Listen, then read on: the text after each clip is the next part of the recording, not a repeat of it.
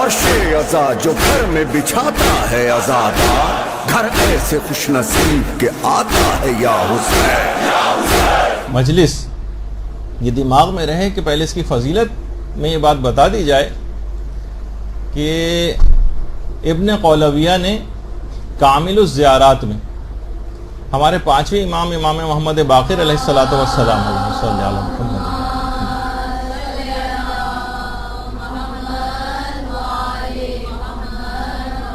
کہ جو شخص بھی مجلس عزا کو برپا کرتا ہے میں اس کے لیے 2000 حجوں اور 2000 عمرے کے ثواب کی ضمانت لیتا ہوں۔ معمولی چیز ہے 2000 حج۔ ابھی حاجی اتنی زحمتیں برداشت کر کے ایک حج کر کے آئے ہیں، آپ ان سے پوچھئے 2000 حجوں کے برابر ثواب اور 2000 عمروں کے۔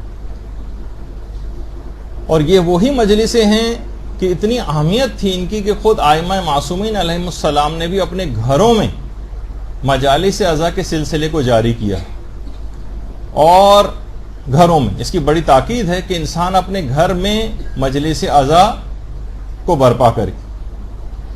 اور اکثر یہ ہوتا تھا کہ جب کوئی مرثیہ خوان آ جاتا تھا تو امام اس سے مرثیہ پڑھواتے تھے، اور امام خود بھی بیٹھ کر اس مرثیے میں گریہ فرماتے تھے، اور خود ان کے گھر والے بھی گریہ فرماتے تھے۔ دیبل خزائی، کمیت اسدی، یہ سب جب تشریف لاتے تھے وہاں پر تو امام باقاعدہ فرمائش کر کے ان سے مرثیہ سنا کرتے تھے۔ اور یہ عمل ایسی برکتیں گھر میں لے کر آتا ہے کہ انسان حیران رہ جائے۔ ایک خطرناک ٹرینڈ جو آج کل بہت بڑھتا جا رہا ہے،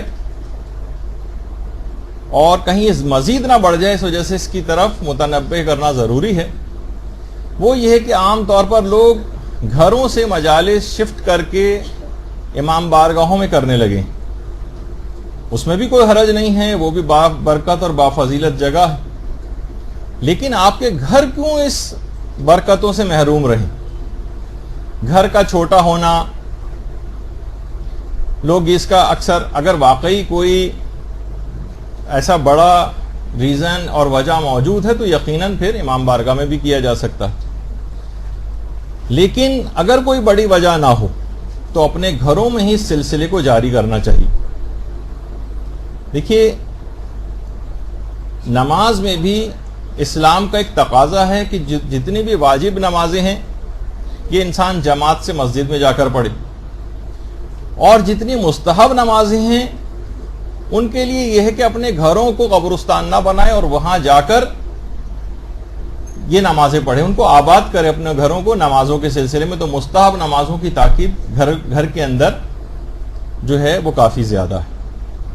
عموماً عام طور پر مدرسے کی اکثر طالبات کی طرف سے فرمائش آتی ہے کہ شب قدر کا کوئی پروگرام مسجد میں مدرسے میں کیوں نہیں ارینج کیا جاتا، شب نیمہ شعبان کا کوئی پروگرام مدرسے میں کیوں نہیں ارینج کیا جاتا، ہم یہاں آ کر سب کے ساتھ کریں۔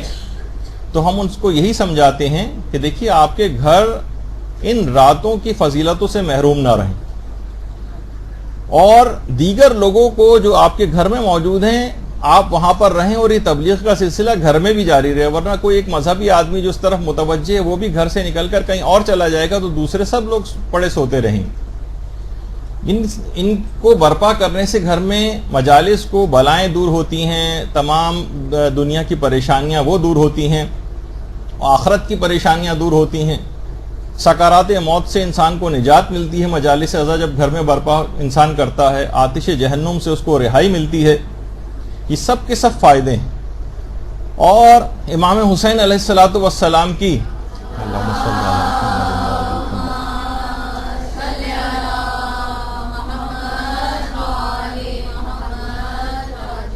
شفاعت نصیب ہوتی ہے، لیکن شاید یہ جملہ میں کچھ غلط کہہ گیا، بقول آیت اللہ کوہستانی۔ آیت اللہ کوہستانی حرم معصوم قم میں ان کی قبر مبارک ہے۔ یہ بڑی عجیب بات کہتے تھے۔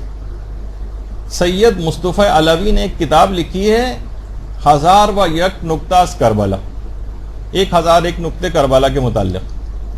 اس میں آیت اللہ کوہستانی کا ایک قول نقل کیا ہے کہ اتنی عظمت ہے شہزادہ علی اکبر علیہ الصلوۃ والسلام کی، اللہم صلی علی محمد وعلی محمد،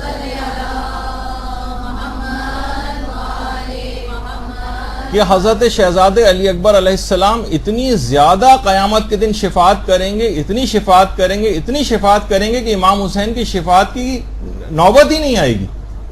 اتنی شفاعت فقط اور فقط شہزادے علی اکبر علیہ السلام کریں گے. یہ آیت اللہ کوہستانی فرماتے. تو گھر میں جب ان کا ذکر ہوتا ہے، ان کے مصائب پڑے جاتے ہیں، تو یہ کیسے ممکن ہے کہ شہزادہ شفاعت نہ کرے؟ اور اس قدر شفاعت ہوگی کہ امام حسین کی شفاعت کی نوبت ہی نہیں آئے گی. اور آیت اللہ تعالی حمدانی یہ فرماتے ہیں کہ یہ بات بالکل ثابت شدہ امر ہے کہ ہر وہ جگہ کہ جہاں پر ذکر مصائب سید الشہداء کیا جاتا ہے، وہاں اس قدر برکتیں نازل ہوتی ہیں، اس قدر برکتیں نازل ہوتی ہیں کہ کوئی حد اور انتہا نہیں. اور جو بھی اپنے گھر میں مجلس عزا کو قائم کرتا ہے، جو بھی، اس کی عاقبت ضرور بخیر ہو جاتی ہے. عاقبت بخیر، انجام بخیر ہو جاتا ہے اس کا. تو اس کے علاوہ بیماریوں سے شفا یابی ملتی. یہ گھروں کی بات بتا رہا ہوں. تو وہ تمام افراد کے جو کہ اپنے معمولی سے آرام کے لیے فرنیچر کو ادھر سے ادھر کرنا پڑے گا، گھر گندا ہو جائے گا اور بچے اس کو یوں خراب کر دیں گے، صرف ان باتوں کا خیال کرنے کی وجہ سے اگر گھر کو محروم کر رہا ہے تو بہت بڑی غلطی کر رہا. اتنی فضیلتیں اور برکتوں سے گھر کو محروم کرنا بہت بڑی حماقت. بیماریوں سے شفا یابی ملتی. خود آیت اللہ العظمیٰ سید حسین بروجردی 90 سال کی عمر میں 90s میں آیت اللہ بروجردی کا انتقال ہوا. اور اس قدر بینائی تیز تھی کہ انتقال کے وقت تک چشمہ لگانے کی کوئی ضرورت نہیں پیش آئی تھی. جب ان سے لوگ پوچھتے تھے کہ ایسا کیسے ہوا، تو خود فرماتے تھے کہ جب میں بروجرد میں تھا تو وہاں پر مجھے آنکھوں کی ایک شدید بیماری لاحق ہو گئی تھی. شدید بیماری، دنیا جہان کے علاج کروا کے دیکھ لیے لیکن افاقہ نہیں ہوا. انہی دنوں میں ایام عزا میں محرم کی جو مجالس ہوتی تھیں ہمارے گھر، اس میں عزاداروں کے دستے شریک ہوتے تھے. تو کہہ رہے ہیں عاشورے میں گلگیروں کا ایک دستہ اس زمانے میں آتا تھا، اور اس میں سارے کے سارے افراد جتنے بھی ہوتے تھے سب سادات ہوتے تھے، اور علماء اس میں شریک ہوتے تھے. یعنی ایسا ماتمی دستہ جو کہ سادات پر مشتمل ہوتا تھا اور سب کے سب علماء ہوتے، صاحبان علم کا دستہ ہوتا تھا. آج کل کچھ نظر ایسا آتا ہے کہ جو کچھ پڑھ لکھ جاتے ہیں وہ تھوڑا سا ان چیزوں سے دور ہو جاتے ہیں، اپنے آپ کو تھوڑا سا سوبر ظاہر کرنے لگتے ہیں، جبکہ پورا ایک ماتمی دستہ اہل علم افراد کا اور سادات کا وہ آتا تھا، اور اتنے جذباتی انداز سے ماتم کرتا تھا، اور اس قدر رو رو کے ماتم کرتا تھا کہ وہ سب کو بھی رلا دیتے تھے. کہہ رہے ہیں میں بھی اپنے گھر میں بیٹھا رو رہا تھا، اور وہ تمام افراد کھڑے ہو کر ماتم کر رہے تھے، تو میں بھی ان کے قدموں میں جا کر بیٹھ گیا. اچھا، وہ فرماتے ہیں کہ جو دستہ شریک ہوتا تھا یہ اپنے سر اور سینے کو خاک آلود کر کے ماتم کرتے تھے، تو ان کے جسموں پر بھی خاک لگی ہوتی تھی.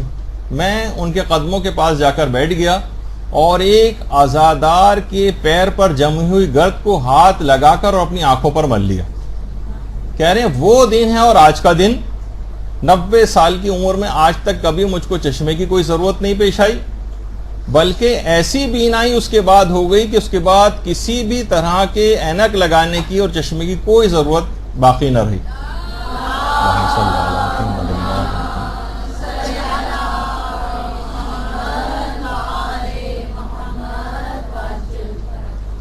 تو ان تمام افراد سے جو کربلا والے ہیں، ان سے جو منسوب جگہ بھی ہیں، ان سے منسوب جو خاک بھی ہے، وہ بھی اس قدر فضیلتوں کی حامل ہو جاتی ہے اور اس قدر شفا یا بھی بخش دیتی ہے کہ انسان واقعی حیران رہ جائے. اور یہ سلسلہ آج تک جاری. حضرت فاطمہ بنت اسد مولائے متقیان کی والدہ گرامی صلی اللہ علیہ وسلم،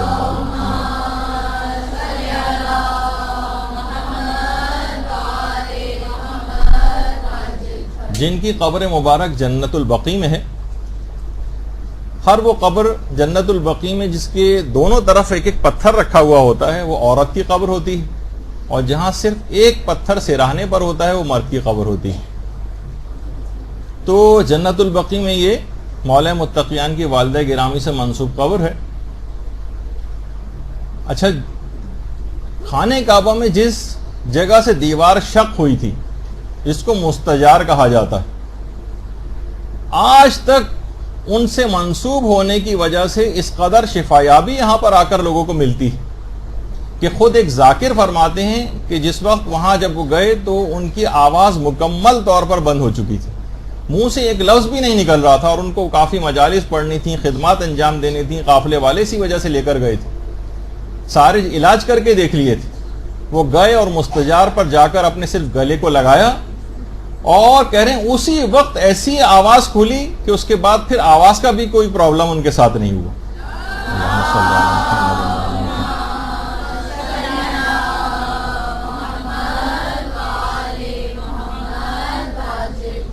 تو ان تمام شخصیات سے منسوب جو جگہ ہیں وہ آج تک ایسا ہی فیض پہنچا رہی ہیں. ان کا نام جس جگہ پر لیا جاتا ہے، ان کا نام لے لے کے جو عزاداری کی جاتی وہ بہت برکتوں کی حامل ہو جاتی.